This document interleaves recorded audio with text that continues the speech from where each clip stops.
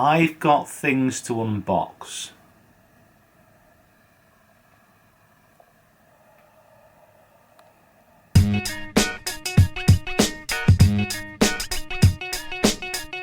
Hi guys, and welcome to the unboxing show. So I've got quite a lot of stuff to get through here. Now, I've been teasing for a while about some kind of big announcements that I've had, and some kind of exciting projects that I've got going on. You'll already know by the last vlog that I've been named in Golf Monthly's top 25 coaches in the UK, which I'm obviously delighted about. And this is the next biggie. There's so many kind of exciting things happening, but this is next up. So, shall we start unboxing? First up, in here. Anything that comes in a wooden box is always an exciting thing.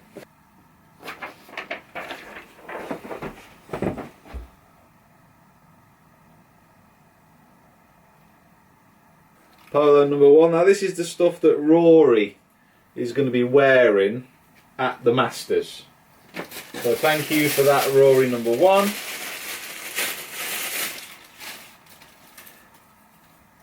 Thank you for that, Rory number two. Thank you for that, Rory number three. And thank you for that, Rory number four. Thank you, Nike. Thank you, Rory, for sending this stuff through. And if you want to win these four tops, comment below and use the hashtag or just put enjoy the chase. So these are all size medium. So if you want to be entered into a competition to win these, say that in the comments below, enjoy the chase. Easy as that. I'm giving these away because I've got a little bit more clothing for myself.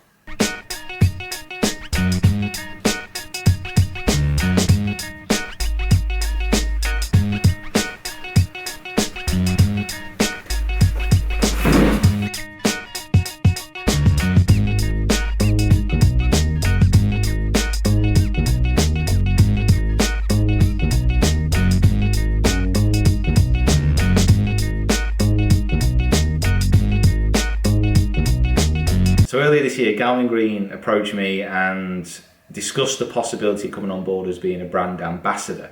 It's just taken a little bit of planning to get kind of the gear through and try and kind of figure out the announcement day. And as you watch this vlog, hopefully enjoying the Masters, I am kind of packing, also watching the Masters, but from tomorrow I'm going to be over at the Spanish Open at Valderrama doing a bit of a launch thing with Galvin Green about this and about kind of their new tour staff for this year. It's a really, really exciting project that they're kind of embarking on, and I'm really, really pleased to kind of be a part of it. You guys who don't know about Galvin Green, they're a Swedish-based golf clothing company, and in UK and Europe they've been number one for ages as far as kind of waterproofs are concerned. And what they're kind of planning to do kind of this year and throughout the next years is kind of launch a lot more globally, go over to kind of you guys who are watching in the US as well, and it kind of feels like I'm getting involved now with a company which is kind of really growing, really kind of expanding and really trying to do new innovative things. And I think one of the reasons why I'm just really pumped and really excited about it is it's kind of what I want to do with my channel as well. So, oh man, and it's so weird I'm doing this. I am doing this kind of at my parents' house, because kind of when I coach Thursday, Saturday up in Lytham, I kind of stay around the Preston area. I've still got friends and family up here, and it was kind of in this kitchen God knows how many years ago when I was dreaming of having kind of clothing to wear and to kind of be a part of something a little bit kind of bigger than myself. And man, it's crazy. Never give up. Never give up on what you want to achieve. So just managed to get down to the studio. Just a reminder, when you come down here for a lesson, you get a chance to write on this wall now. First sessions later on, I'm going to have the chance to do that. But now, I'm having like a proper workout of my swing and also my fitness. Now what I'm going to do is I've got the GC2 set up here with the new FX software to a green. It's a 195 yard par 3, but to kind of reach the front of the green it's about 175, and I'm using a 7 iron. Using the educator, the Tour Striker educator, to stop those wrists kind of flicking through. Trying to get my backswing in a bit of a different position, a little bit higher within the backswing. So not so much upright, just higher with the hands, and then also getting a little bit more rotation with the shoulders for a bit more power. And then every 5 shots or so, I'm going to be doing a few squats and a few exercises with the medicine ball, just to practice and strengthen all at the same time. I've got a bit of time before my first lesson today, because obviously today was meant to be the competition, which has been cancelled. So yeah, a lot of work. I'm going to smash it today.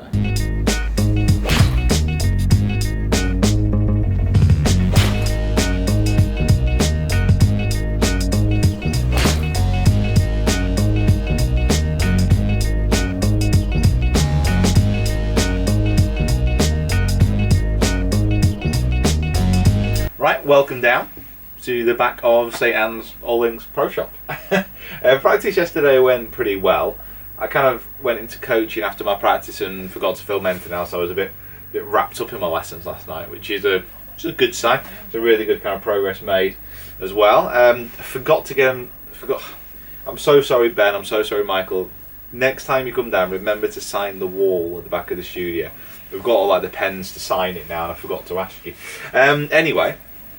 Time for some new grips on these wedges.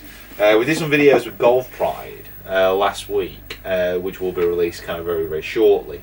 And we've got some grip samples, so I'm sticking. I liked the Golf Pride grips. There's some really nice other ones, but I like the feel of the kind of multi-compound on my actual wedges. So I'm going to swap it over to the modern multi-compound. I've not actually re-gripped a club properly in ages. Absolutely ages, and yeah.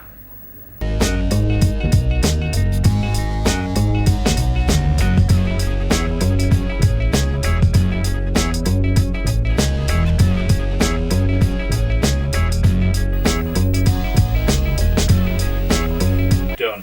Finally managed to get out of St Anne's. It's been busy all day today, but I kind of wanted a little bit more of a serious game to myself in some respects today, so I'm using kind of game golf today, and I'm treating it as almost like a tournament round. So I'm being kind of really focused, playing every shot, hitting every shot, and kind of treating this like it's a tournament. Hopefully my goal today is to have a 69 or better, so 3 under or better over the 18 holes. Quite calm today, not a massive amount of wind, sun's just starting to creep out, so it's good weather for it. Let's see what we can do.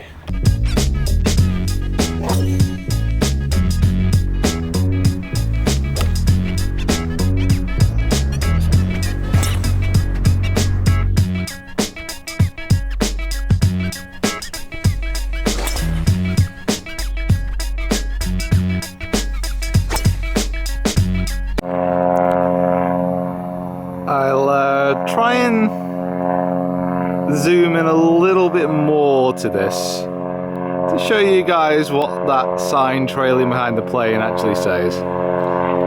Interesting.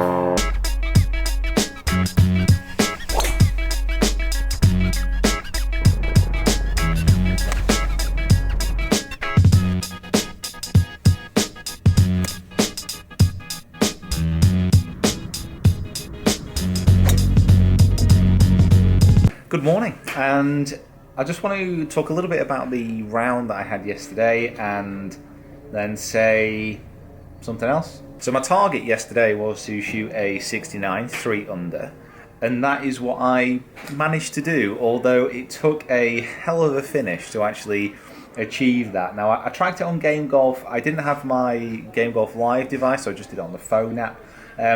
So some of the stats are slightly thrown out as far as kind of putting distances go, so I'll ignore that. But generally, I'm quite happy with how I played. I think again the issues with getting my wedge play, getting my wedges closer is still a slight problem, but it's getting less of a problem because on the actual course I hit some very good wedge shots which were kind of bang on line that just kind of took a bit of a funny kick, and didn't quite finish where I wanted them to.